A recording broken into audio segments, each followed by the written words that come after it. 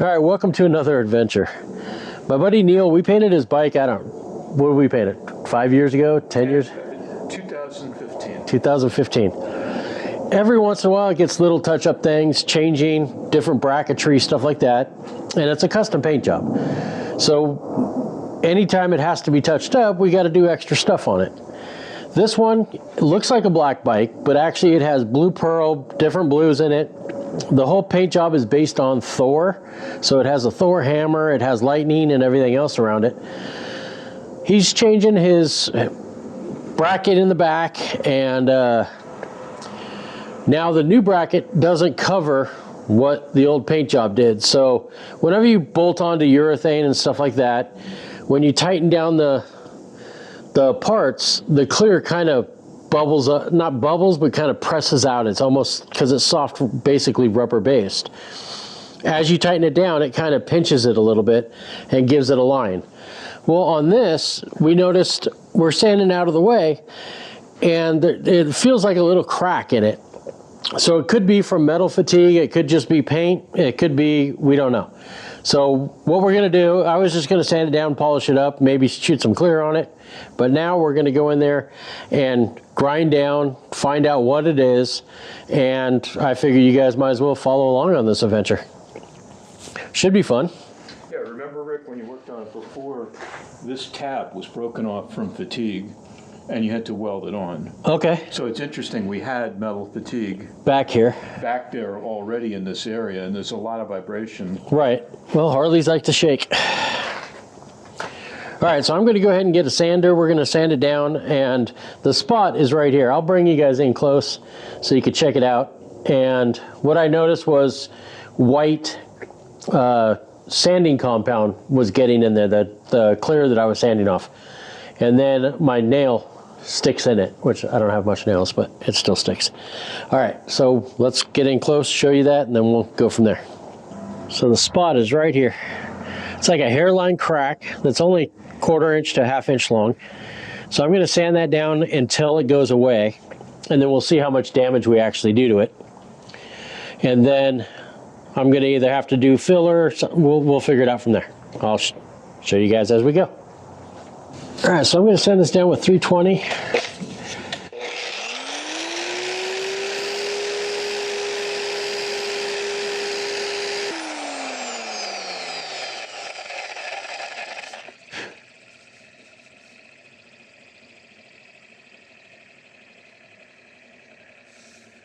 Okay, I don't know if that, I think that might have taken it out. So it might have just been a couple in some of the paint. Let me go ahead and hit it again. Let's turn this way down.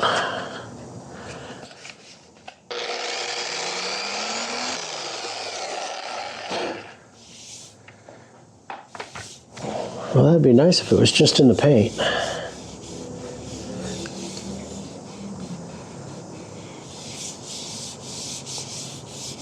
So what you're seeing now is, this is metal, primer, paint, clear, paint, and clear.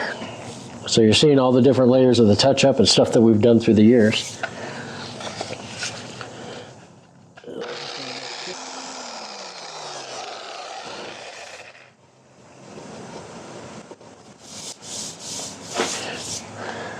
Now Neil remembers one year we fixed it. I think it was actually this year or last year, that we didn't pull this piece off when I re-cleared the fender. So that could be what it is, but I actually had to go into some of the older paint to get rid of that line.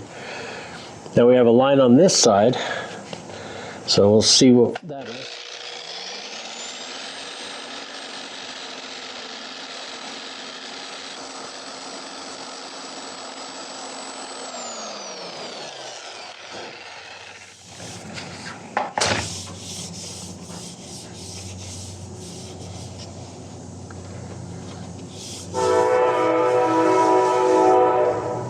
All right, I'm going to go ahead and switch over to 600 and set it with 600. And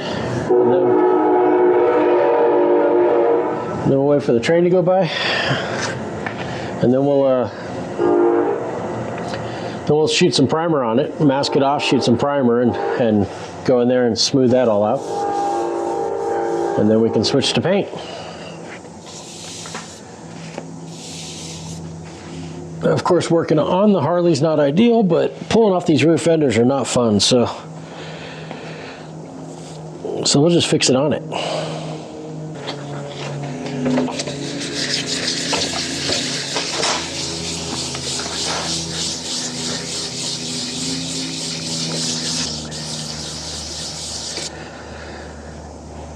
One thing you want to do while you're doing touch-up is you don't want to sit there and sand just the area that needs a touch-up. You got to sand the whole entire area and bring it down even. Otherwise, when you get done with it, you're going to have a ripple in it.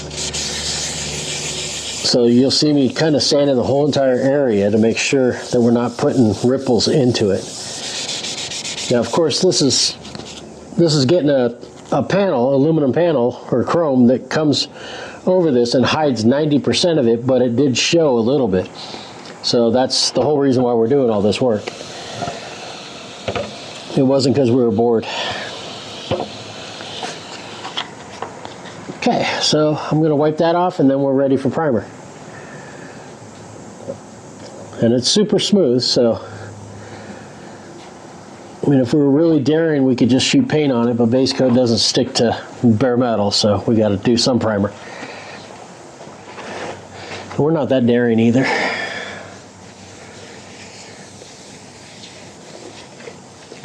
Like I tell people, I don't have time to do it twice. I'd like to do it once and be done with it. Never have to think about it again.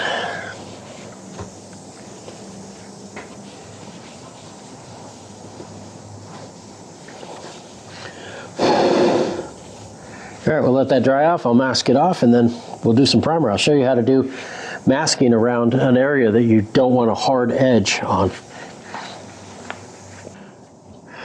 So we're going to prime this up and we have to mask this off. Now the best way to mask it is you take your tape, and hopefully it doesn't tear like that. Hopefully you got better tape. Roll the edge over on itself and then put this down. So now what that just gave us was a soft flap for the overspray to kind of blow under a little bit. And what that does is that gives you a softer edge while you're spraying your primers. Now we'll basically be doing this for the clear coat also. So we'll take it, we'll put it on your knee and roll it out. That gives you an edge. And then we're just going to go around and mask this off. Now most of the time you do this with the 3/4 inch tape and it's a lot easier to work with. Especially when you're at the end of the roll. It's like finishing off a ballpoint pen. That makes you the winner of the day. How many people get to say I ran out of ink on a pen? All right, we're gonna do some paperwork and then start priming. All right, so we got it papered off, and that's all I did was I showed you guys the flipped edge, and now just mask this off simple. I mixed up primer a little while ago, so that's been sitting in some thinners, and now I'm going to go ahead and shoot a light coat on. We don't need to high build. We don't need to really build this up a lot. But I am going to put on 2 or 3 coats so we could sand it and not go through into that metal again. So I'm going to go pour some paint in the airbrush.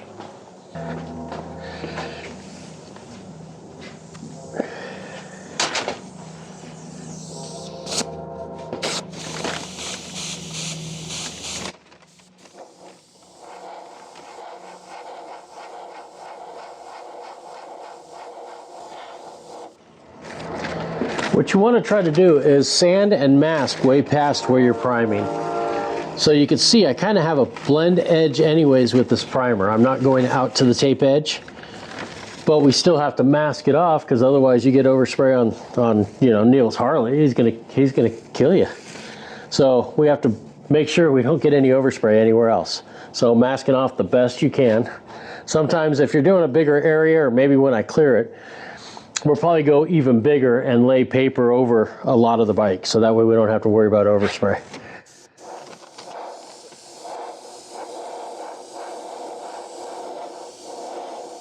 because clay bar in a Harley sucks.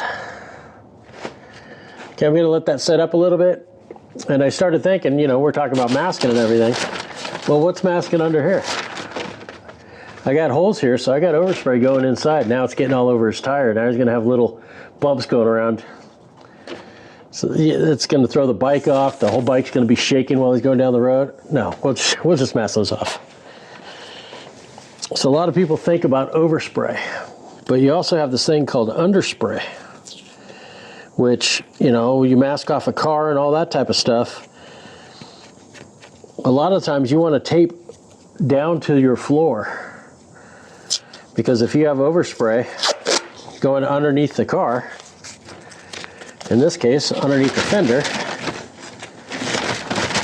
then you have to think about that. Where's all that going? So a lot of times I'll take masking paper, tape it to the bottom of the car, go down to the ground, and tape it to the floor all the way around.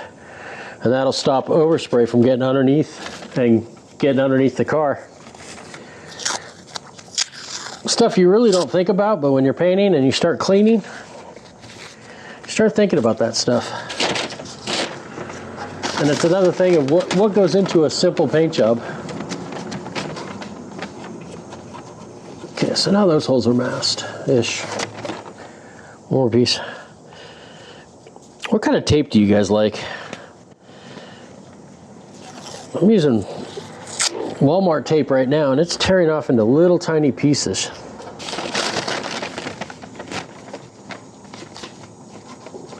I like 3M the best. They seem to be one of the better ones, and their tape prices are insane.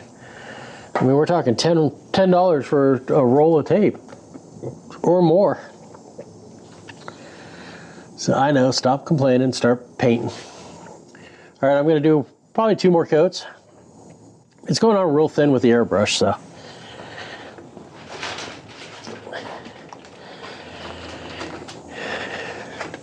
And you don't want to put it on too wet. You don't want to put it on too dry, so there's that happy medium.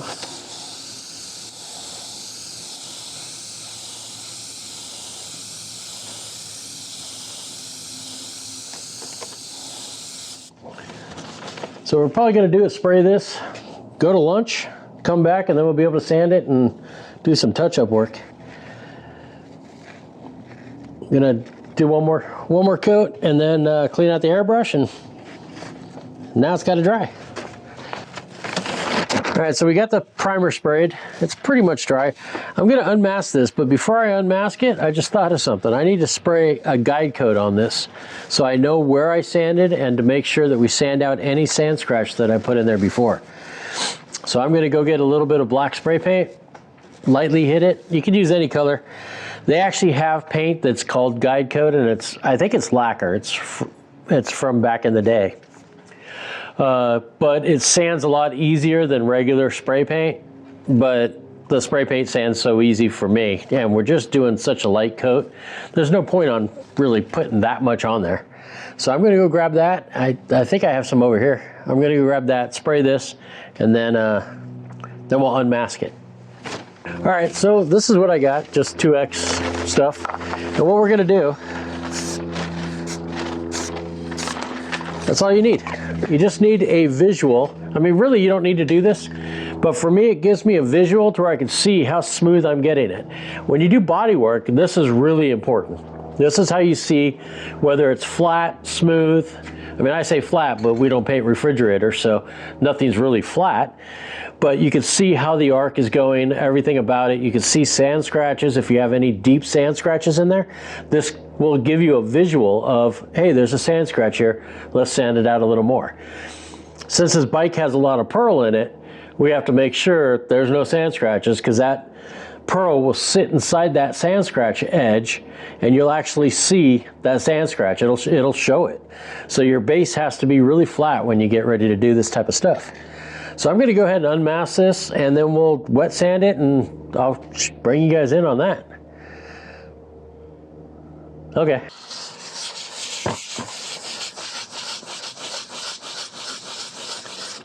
All right, so this is what I'm talking about. You can see how you have these rings here.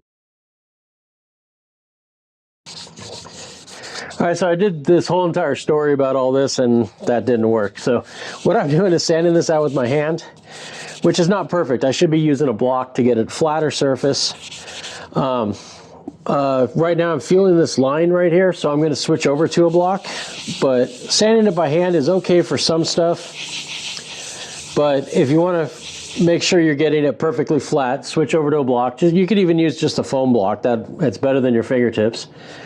And we're going to get this as smooth as we can, shoot some base on it, and I'll bring you back when I have it all masked off, getting ready to shoot some base. All right, we have it all masked off. I did that flipped tape edge all the way around this edge. Now you want to go out as far as you can. I'm going basically to where the body lines are.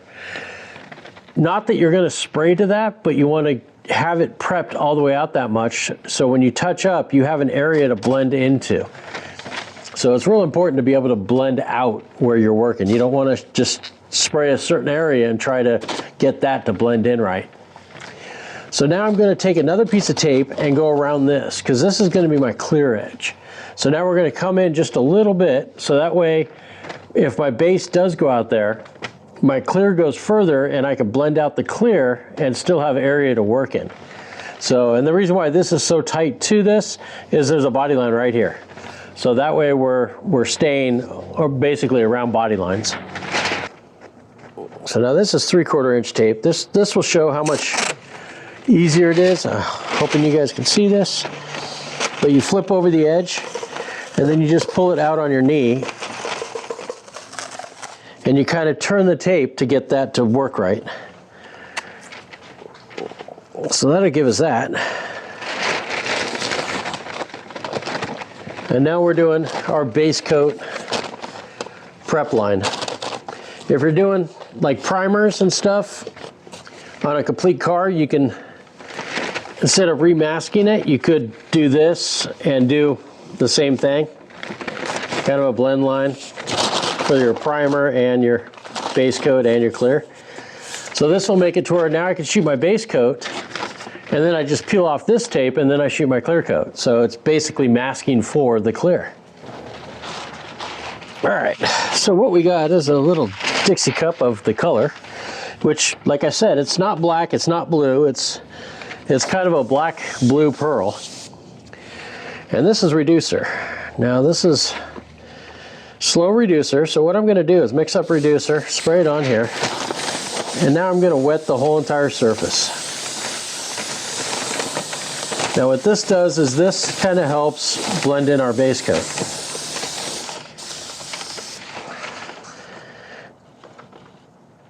I'm going to take a little base coat, add some more reducer. Let's mix this up a little bit.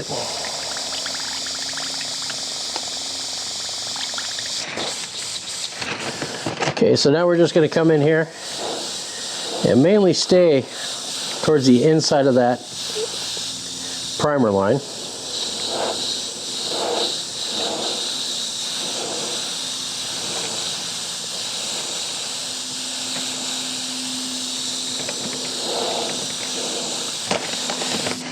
Now, even though I'm staying way far away from this, there's going to be a metallic line here, so that's why we have to worry about our clear there.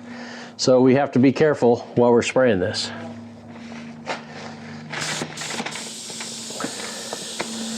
Now you don't want to get it too wet because you can cause lifting problems and everything else, but you do want it wet when you're spraying this. Okay, we'll let that sit. That has to set up and dry. And then we'll come back in for our next coat. Kind of boring, but it's, you know, this is the process. This is what you have to do to be able to do touch-up. And knowing how to do touch-up on Harleys is really good. It's very beneficial. All right, I got all the black blue sprayed, and now I'm going to go over it with a bright blue. You can see how bright that is.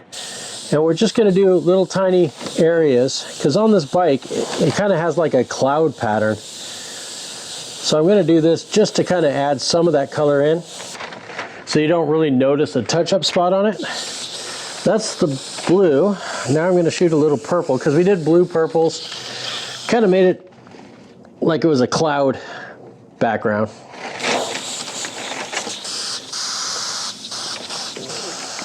Add a little reducer to this.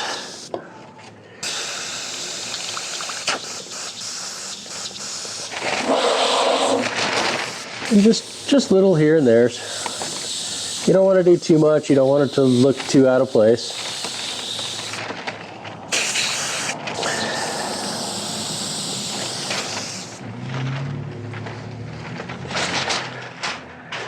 So now I need some cleaner. Come on, come with me.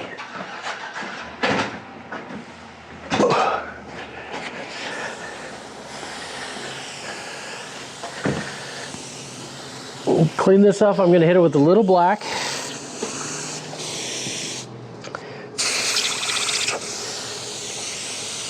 Which I probably could have just mixed in, but let's do a little bit of black. Just to darken it up in certain areas. And I'm just doing this. I'm really just kind of, you'd say, knocking down the brightness of the color. I'm going to run that through my airbrush. And then we're going to take his original paint and go back over it lightly, just to help blend it in. Now, a lot of the times you could talk your customer into doing some more artwork on it, especially if they have artwork on the bike. Add another color on it if it's graphics. You know, kind of try to help blend out this area. Because I can tell you, you're never going to get it perfect, but you can get it close enough. And because this has a license plate here, it's saddleback, you know, everything's kind of complicated in this area, we can get away with it. If it was on the middle of the top tank or something like that, I would do extra lightning bolts or something just to blend it in a little better. Make it not look like it's, okay, here's touch-up, you know. So now we can take off this. And now we're basically ready for clear. I'm going to shoot a little bit of reducer with a light on it so I could see if there's a line. If there's a line, then we might have to go out further with our clear, or we might have to figure something else out. So I'm going to go ahead and do that, and then we'll come back. All right, because we sprayed so far out to the outside edge, I took a little Scotch-Brite, and I just kind of did light little circles to make sure we didn't get a line of the metallics lane and pearl coat. I did that just so, you know, less chance of having that happen. I'm sure it still might happen, but the idea is hopefully it blends in enough to where your eye doesn't go right to it and go, oh look, touch up. So now this is a clear coat. And this is a 4-to-1 fast clear.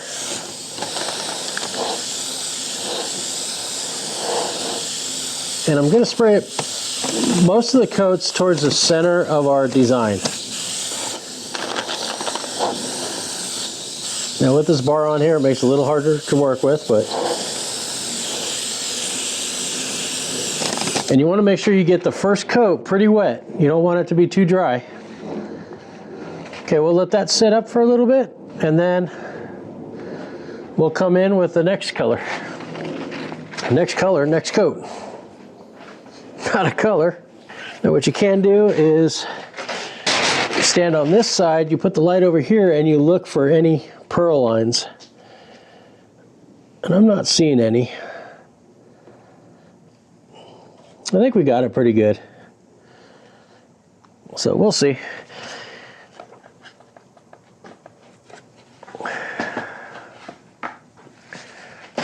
I'll be back with my next coat pretty quickly. I think it's like, they call it like 15-minute clear or something like that. I think it flashes in 15. But I know that still color sand and polishing, you want to wait a little while. All right, so we got the license plate on it. What I'm doing is I unmasked it after my last coat of clear, and now I'm taking basic 100% reducer. So this won't hurt anything on the bike itself. It won't hurt leather or anything like that. It's just basically chemical that will evaporate quick. and I'm gonna wet that edge, the blend edge. I'm gonna put it on there and just let it sit for a while.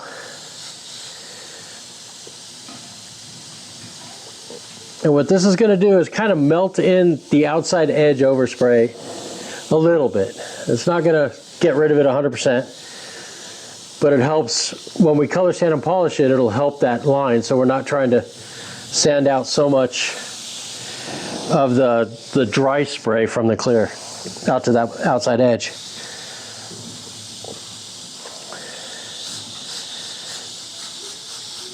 And because I cleared the bike originally, I know there's a ton of clear on it. I way overdo clear. So I'm gonna let that sit for a little bit, and then I'll come back in and hit it again as that evaporates. I don't wanna, you don't wanna put too much on, because if you run the reducer, it can actually pull the clear with it. And if, you know, if I run the top edge, I could actually run the reducer into that. So, all right, we're back second day. This has been drying overnight, and now I'm gonna sand it. It has a pretty decent edge for the clear. So I'm gonna hit it with some worn down 800 first. And a block. So I gotta find a block. I always start you guys up and then have to go find stuff, huh?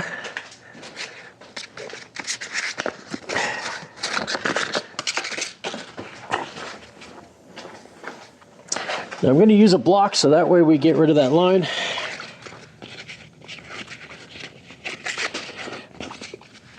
Nobody likes a line there.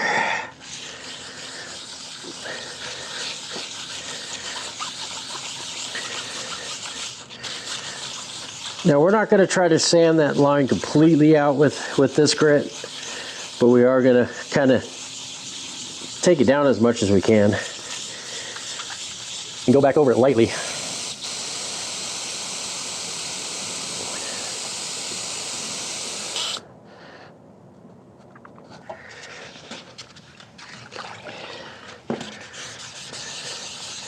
Now whenever you wet sand, you want to allow your sandpaper to sit for about at least 30 minutes in water. I don't know what it does. They say it makes the sandpaper last longer. I think it makes it sand smoother, more uniform sand on it. So I'm worn down 800 first. And I'm not sure. That's what they say, and whoever they are, I guess they know everything, so we'll go with that.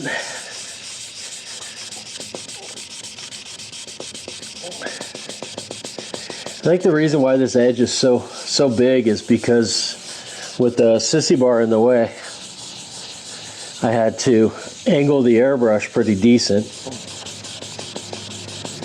So it built up a pretty good line on it.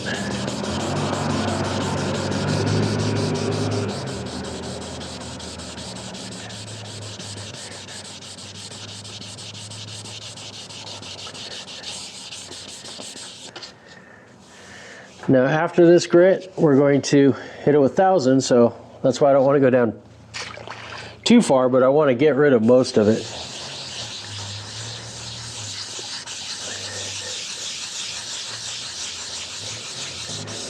Because we don't want to sand through.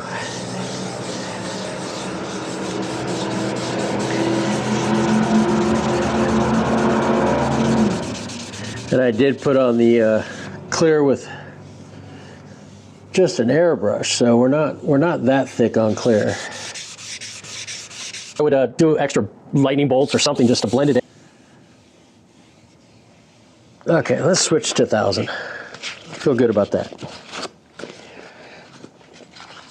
This is probably something you don't want to do, is put all your sandpaper in one basic thing, because I'm sure I'm contaminating 1500 grit with 1000 grit with 800 grit. You know, it's just probably not a good practice. But we got the best polish on the market.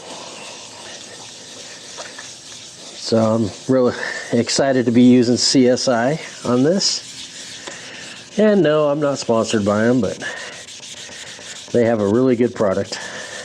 Still color sand and polishing, you want to wait a little while. I'm hoping I can get the polisher in here. If not, then I got to figure out something. I'll have to do it by hand.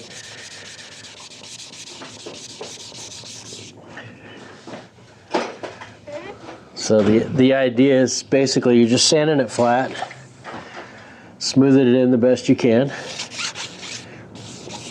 So you really have to thin out one of the clears to get it to completely go away. That's why you are doing 2 different layers of clear. So you really have to thin out one of the clears to get it to completely go away. That's why you try to clear the whole entire panel if you can. But like I said earlier, pulling off this rear fender is a nightmare. So the more we can do with it on, the better off we are.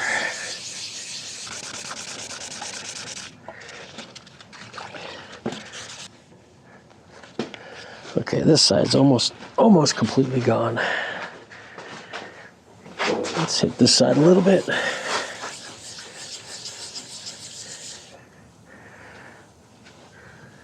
There, we got it to where I can almost not feel it. So now I'm going to switch to 1500.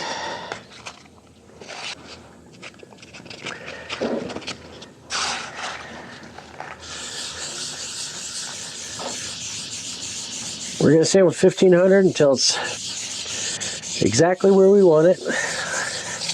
I could go 2000 on this, but my polish will pull out 1500 scratches real fast. So I don't need to go any smoother. I've actually seen CSI take out 400 grit scratches. So, okay, we just have to make sure that we got all of our scratches out that we put in this morning, yesterday. And I'm sure I've done that. All right.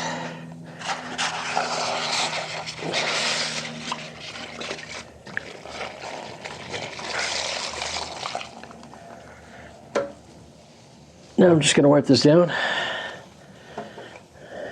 And listen to the old girl talk to us when she cools down.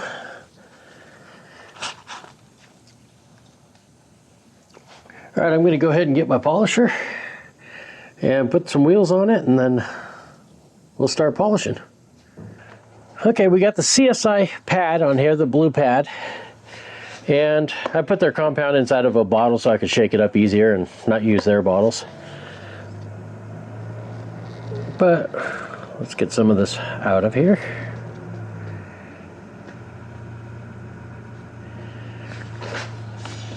Now I washed my pad in the sink. You want it kind of damp, you don't want it super dry.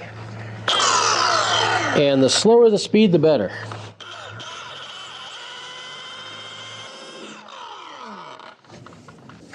Okay, let's polish the other side. I might have to hand polish the center here because I don't know how else to get in there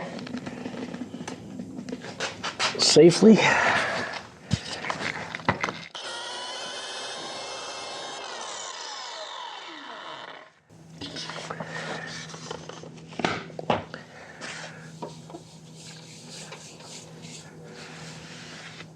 Yeah, it might take some hand polishing. We'll see. I'll go get my air polisher. I'll be back. All right, so we're doing something fun. I made this adapter. I don't know what for. I think it was like the bucket of a 56 Chevy or something like that. But let's see if we can come in here. Trying to sand out so much of the dry spray from the clear out to that outside edge. And because the question is it a stupid idea if it works? It's actually working. Don't tell nobody. Add some of that color in. so you don't really notice a touch-up spot on it. Okay, let me grab microfiber and some of our Croftgate. Let's see where we're at.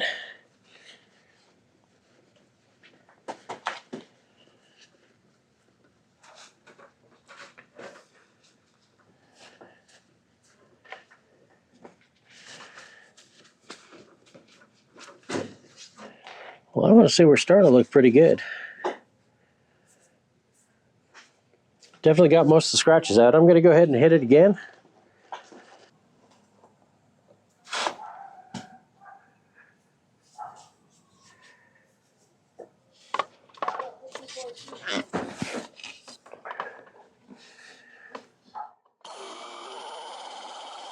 That line, so we're not trying to sand out so much of the dry spray from the clear out to that outside edge.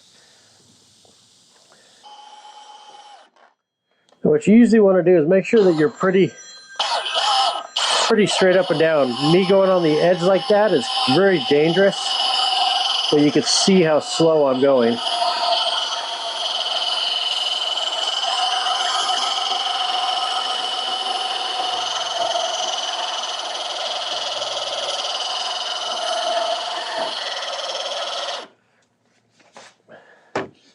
So basically, I'm probably going the same speed as if I did it by hand, but maybe it's just I'm that lazy. All right, I'm gonna get the other buffer. Wait, this is the other buffer. I'm gonna grab the other pad and then kind of finish this off and do. Hand me the blue one. Instead of laying that down in metal shavings, I'll do that. Make sure your pads never hit the ground. If they hit the ground, then it's always safer to throw them away. But if you're anything like me, like this pad should be replaced already.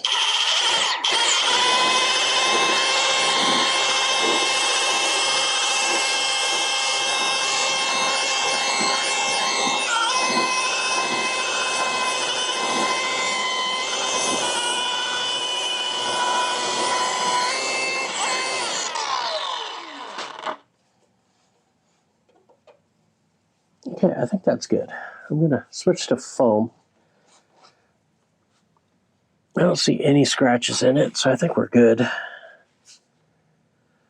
And the foam pad takes out some scratches too. Just I don't rely on the foam for taking out scratches. I see something down here.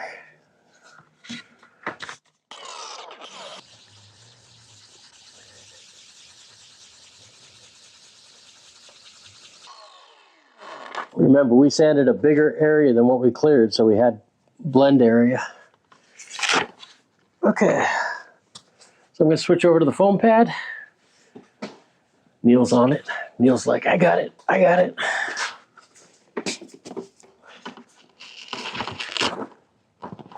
Now the foam pad has been sitting in the sun, so it's completely dry. If I just use it on that, there's a good chance of burning it. So what we do is we just wet it down a little bit. What you have to remember is the compound is protecting the paint more than it is actually cutting the paint. What the polish does is it lubricates it and helps it work better. But it's mainly the pad that's doing the cutting. And this clear is still pretty soft, so it was just done yesterday.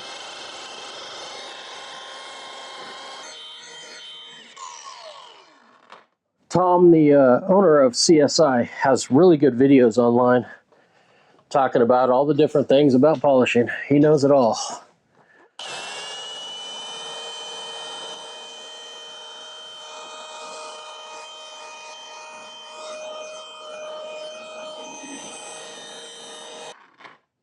Now, I would say if you didn't know that was a big primered square the other day, I don't think you'd know.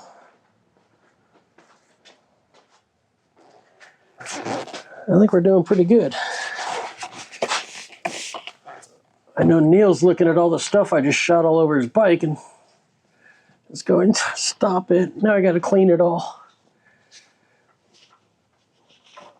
But I would say we're looking pretty good. So now we're going to do a little bit on why we did all this work. It wasn't because we're just stupid. Wait, I am maybe. But there's a reason for it. He's changing the whole taillight assembly, the license plate holder, and you know, all that stuff. So we're going to go on that little adventure with him and see how it all turns out.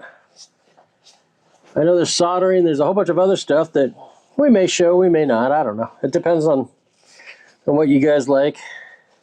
I mean, if you like videos like that, let us know in the comments down below, because that kind of helps us know what you want to see, what you don't want to see. If you don't want to see any of them, then I wouldn't blame you, but either way, I'm going to keep doing it because I enjoy it. I enjoy teaching. That's what I like doing. And if I could teach doing cool stuff while I'm at it, why not? Okay.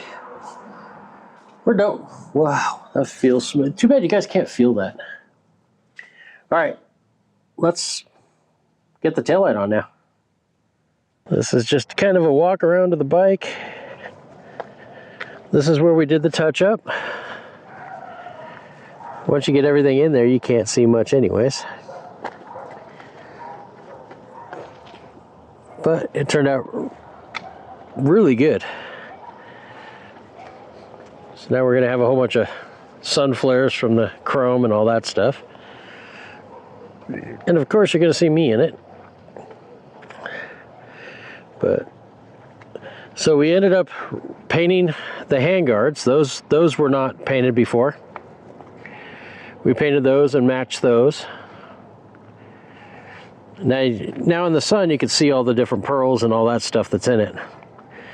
We also did touch up on that piece.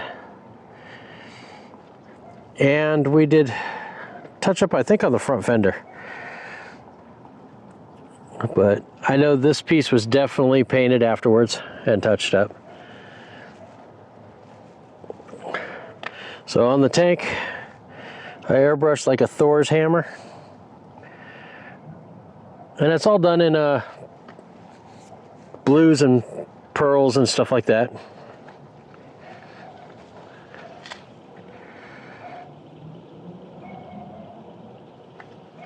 So, all right, so that's basically the bike, all completed.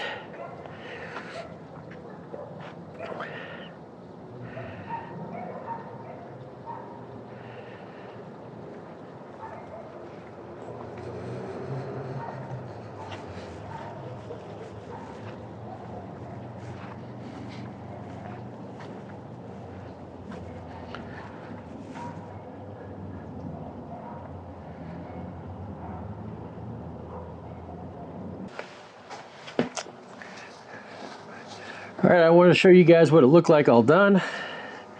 And this is it. So I think the license plate was a lot bulkier. I know this had something on it that had a part that came out and some bars or something like that. So what we ended up doing was getting rid of it, and this was a smaller plate than what was there. So what it showed was the problem that was around it. So we ended up repainting that, and now you can see with the sun on it that it matches pretty good. It has all the purple and blues and stuff like that in it. So I think we did pretty good. I don't see a problem with this. I know we're good to go. Now it's just a matter of wiping down the whole entire bike, getting it all cleaned up. And we did some work on the saddlebag, so we're gonna see if that works out now. But once again, thanks for watching. I'm glad you guys followed along on this one. And if you guys have any questions or any comments or anything like that, leave it down below. It does help the channel with the algorithm. And do a like, do a dislike, do something. That's kind of fun. I love talking to you guys. We'll talk to you guys soon.